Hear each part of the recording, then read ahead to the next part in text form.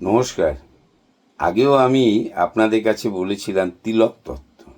এই যে সবাই যে যার ইচ্ছে মতন আমরা তিলক কাটি, তিলক লেপন করি কপাল ললাটে। তিলকের একটা অর্থ আছে আর কি। এক একটা যেমন দশনামীদের মধ্যে গিরি পুরী এই যে ভাগ আছে, এটা শঙ্করাচার্যের। এক একজনের তিলক এক এক রকম।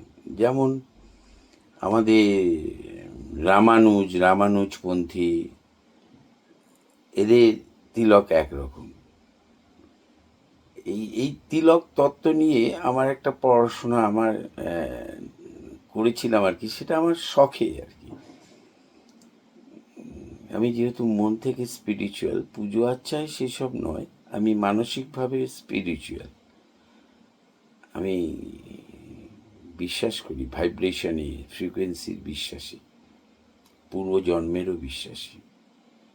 তা আজকে আমি আপনাদের কাছে একটি তত্ত্ব তুলে ধরব। সেটা হলো, এই যে আমরা গেরুয়া বসন পরি, লুঙ্গির মতন করে গেরুয়া কাপড় পরিনি। হঠাৎ যে কেউকে আমি দেখি যে লুঙ্গির মতন করে গেরুয়া কাপড় পরে নিয়েছে। এই গেরুয়া কাপড় লুঙ্গির মতন করে সন্ন্যাসীরা পরে। তা এর একটা তথ্য আছে, এর একটা নিয়ম আছে, এর একটা পদ্ধতি আছে, এর একটা ক্রিয়ার প্রভাব আছে। কোন কোন ক্রিয়া কিভাবে করতে হয়, করলে গুরুদেব তার হাতে শ্রীমত করে তাকে গেরুয়া বস্ত্র প্রদান করে। এর জন্য তার নাম কেমনভাবে হবে, নামটা কি হবে, কোন কোন সিস্টেমকে মেনটেন করে তারপরে সে গেরুয়া প্রাপ্তি ঘটে তার। এই রামকৃষ্ণ মিশন, ভারত সেবাশ্রম, কাঠিয়া বাবা। গেরুয়া প্রাপ্তির প্রভাব সব আখড়ারও নেই যে গেরুয়া পড়তে হবে।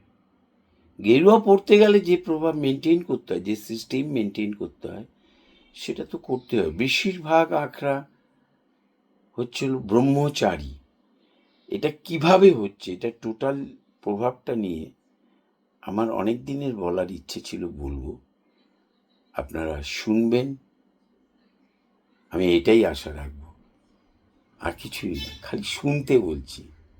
রিয়াকশন করতে পারেন, অসুবিধে নেই, প্রচুর রিয়াকশন পাই আমি। নমস্কার।